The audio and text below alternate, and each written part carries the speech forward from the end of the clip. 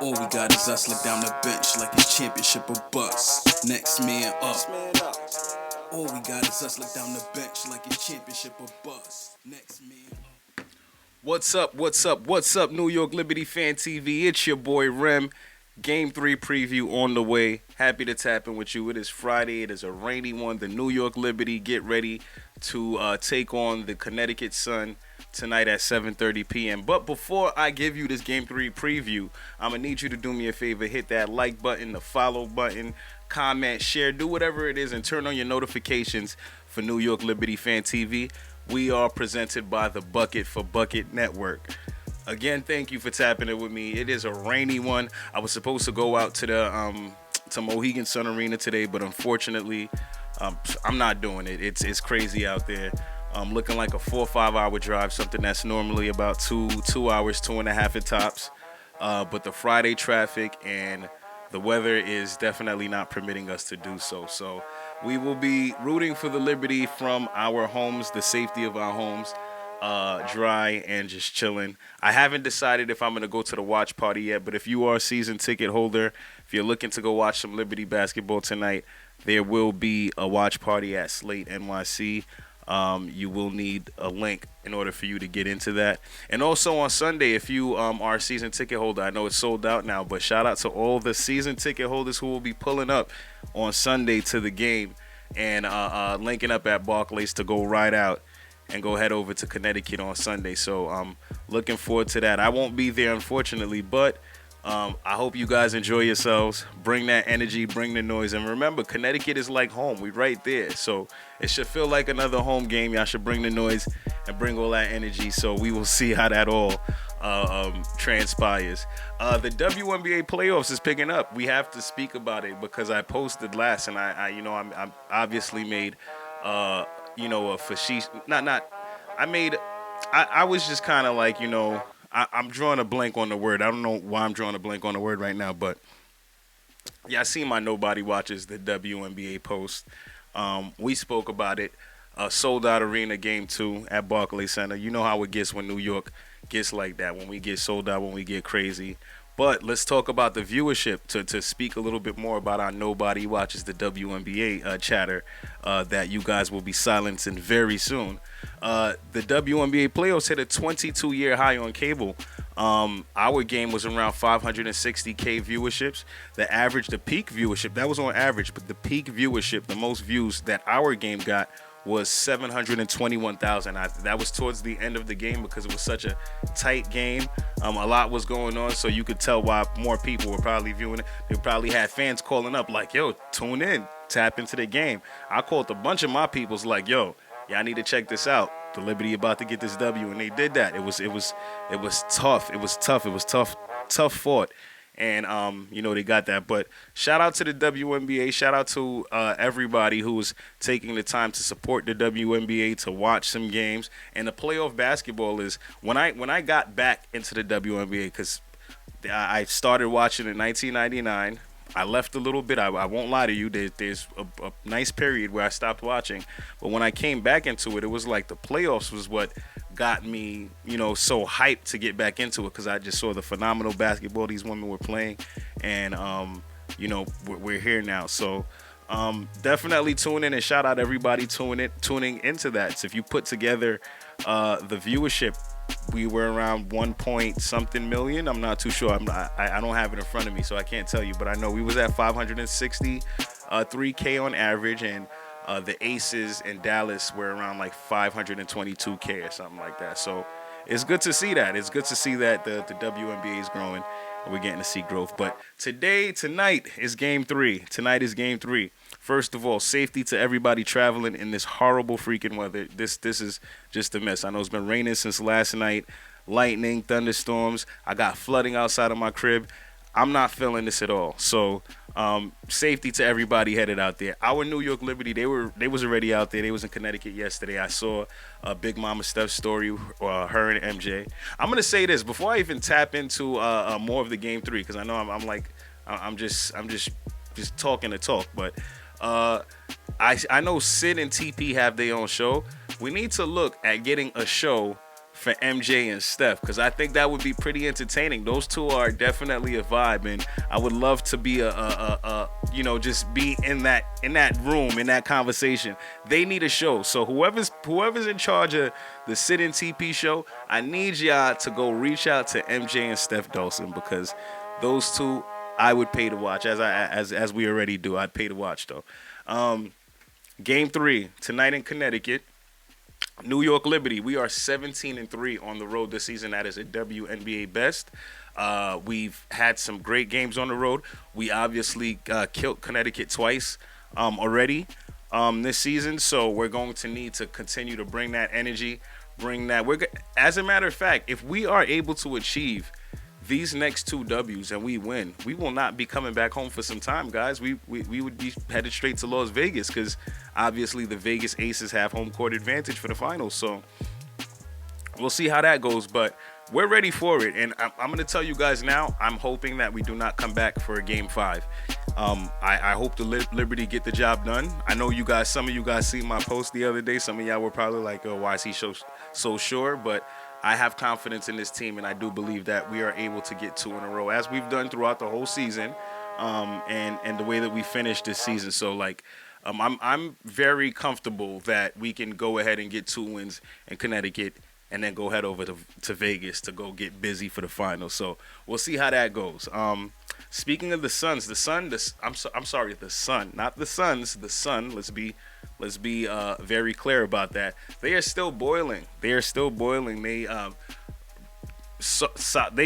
in their heart of hearts, they feel that AT was snubbed of that All-Star voting, and I want to shout out Breanna Stewart, because her answers, some of the things that she was saying, and the shout outs that she gave to Asia and AT, she really handled that with grace, a lot of class, especially with everything that you see on WNBA Twitter and on IG, and everybody with all of these arguments and these points that they're making. But at the end of the day, the fact of the matter is that all 3 of them are solid players, phenomenal players, and they're doing great things for the league. And the fact of the matter is Breanna Stewart won. So, we can't do anything about that. We can't take votes back. But congratulations to all 3 of them. And I love the grace that Breanna Stewart has handled this award with. And back to the Sun, they are definitely salty. They are still salty on that. They're boiling. Pun intended. The Sun is boiling. And I hope we could kind of use that against them. I hope that they are still so boiling and agitated that Stewie won, that they start getting into their own heads, to be honest with you, because that's what could happen. And I think that happened a little bit on that last game. AT hasn't been playing her best basketball. Credit to Stewie's defense too, but I think getting into their heads with stuff like that is also going to help us out a little bit, and might get them to force shots a little bit more. Like I said, I've always wanted us to try to make AT beat us, as opposed to her finding her teammates and getting those assists and rebounding up. I want to try to force her to be a volume shooter, but let's force them to make mistakes. I think that's what it is. Let's force them to make mistakes and let them get mad. Not get mad to a point where it's like they start killing us, but get mad enough to get to make frustrating plays. And I believe that we can't do that because of the fact that they are still a little bit PO'd with the fact that AT has not won MVP. The other side of the field is they can go out and they can come out and they can play for her, just like they tried to play for her the other day, just like Tiffany Hayes played for her the other day. We might get some episodes like that, but we need to find that balance in order to take these ladies out, because we want to get to that WNBA finals. We're 2 games away. Come on, we could do it. AT has played 160 minutes in her last 4 games. That means she has not sat down. She's played 40 minutes each game, and she's their workhorse. She's really their workhorse, not only their point forward, but she is their workhorse. And if you really want to get them out the game, you cut the head of the snake. That's all I'm gonna say. And I think that's what we did when we cut her scoring off, and we keep her under a certain amount of rebounds and don't allow her to assist the ball and get her teammates involved. I think it's a different ball game once we start doing those things. But as I always say, the playoffs is about adjustments. The playoffs is the second season. The playoffs are not like the regular season. They're nothing like the regular season. It's a little less about the skills and more about the X's and O's. And adjustments is what got us that W in game two. And it was a risky adjustment that I want to speak about. It was the zone defense. The crazy thing about this is the New York Liberty, we are number 3 on defense in the WNBA. And I believe less than 90 possessions have the New York Liberty played zone this year. And it's crazy to see that a zone is what helped us get that W in game 2. And we're probably going to have to play a little bit more of that, especially with the matchups with Tiffany Hayes, Sabrina Ionescu, or whoever Sabrina's guarding, because they're attacking her. And even though she's struggling, I still have full confidence in Sabrina, especially when we're playing team defense. They're communicating, sliding the feet and everything like that. But I have confidence in Sabrina. I know Sabrina knows that she's a little bit of liability on the defensive end right now. And she's a baller. She's a bona fide baller. She's a star. So she will adjust. And also they have to guard her too, which is difficult for them as well. So I think we need to balance that out. But the zone, it's a little bit scary knowing that we don't play zone like that. We've gotten to the third best defensive team, and that's so predicated off of our defense, our man-to-man defense, our switching, the communication with Stewie being the quarterback. Then you have somebody like JJ in the paint waiting for you. You got a sneaky defender in Sloot, but Laney, 94 feet if we need it. We definitely could kind of cover up some of the the blemishes in Sabrina's defense. And she's not even a bad defender like that. This is just a bad matchup, to be honest with you. So we have to do better on that. So I would have to say, we definitely, for me, I wouldn't necessarily go into the zone right away. I would continue to play man. And only if it gets to a point where we kind of need this, I would go ahead if we see Tiffany Hayes or Heidemann or Ty Harris get going and get cooking. And it's like, okay, we need the zone. Go ahead. But we've played man all year. Done a great job all year. We've beat them playing man all year. So these are just the adjustments. Let's play a little bit harder. Let's get to our spots a little bit faster. But I have confidence in this team to definitely go ahead and do that. The playoffs, again, are a different game. You look at the averages. Sabrina is our leading scorer this playoff. She's averaging 18.3. And as I told you, Stewie has been struggling. These playoffs. She's averaging under 17 points. I think she's averaging like 16.8. But what's killing me is the three-pointers. She's averaging a career low. And I don't know, this might be a WNBA low, but she's averaging 9% from the three-point line, which is my message to you, Stewie. Please take it inside. I'm not telling you to stop shooting the ball because shooters are going to keep shooting. You can shoot your way out that. But you need to start inside. Play inside out. I hope we can find Stewie some shots to play inside out. Get her some easy looks at the basket just so that it can open up the game and open up the floor a little more. And they cannot hold her inside that paint. So, Stewie, get your shots up. Get to the line. See that basketball going before you start stepping out and taking those three balls. Because 9% is abysmal, but it's all good, MVP. I know a lot is going on. We still believe in you, and you're doing an amazing job on defense. So keep it up, and love to see that. Benijah Laney's averaging 15 points, which is great. We definitely need that. Sloot averaging 10 points. What the Connecticut Sun were able to do is cut away our assists of us being the top assist team in the league at around 30 assists a game. And, we're barely getting to 20. It goes to show you how well they're bodying up, playing defense, switching off, and making sure they're closing out on shooters. So we haven't been getting that same success. But my key, I want to go, before I close this out, I want to talk about some quick keys to the game for Game 3 tonight. And they're simple, quick keys. Jonquel Jones is the first key. As I said, she's the first key to not only this game tonight, but the entire playoffs and the finals. Jonquel Jones is averaging 16 points and 12 rebounds for us. And she is protecting that paint. She's rebounding the basketball. She's playing good.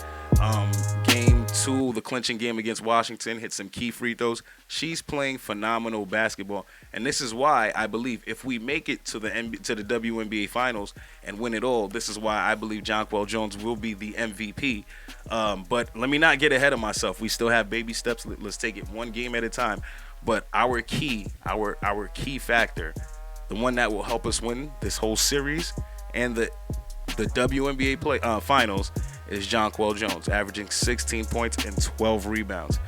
When you put somebody like this, a former MVP, an all-star, Commissioner's Cup MVP, don't forget Jonquel Jones, y'all. Do not forget Jonquel Jones. She's a beast. She is real deal, and she's still one of the top centers in the WNBA, one of the best centers to ever play this game. So please put respect on Jonquel Jones' name. With that said, we are going to continuously need that performance that Jonquel is putting up. We need the double-double. We need the interior presence. We need those points in the paint. And most importantly, we need that rebounding. Jonquel, it's awesome that I know that you can shoot a three here and there, but we don't need them. We don't need you to do that. We need you to kill them. Barbecue chicken in the paint. Nelson Adota cannot guard you.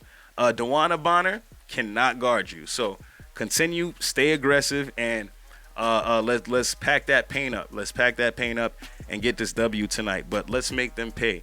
The next key, defense. We spoke about the defense. Get into the man-to-man, but make sure you get into their body. Do not go under screens. If you need to fight through a switch, call it out, but do not go under screens and give them open shots.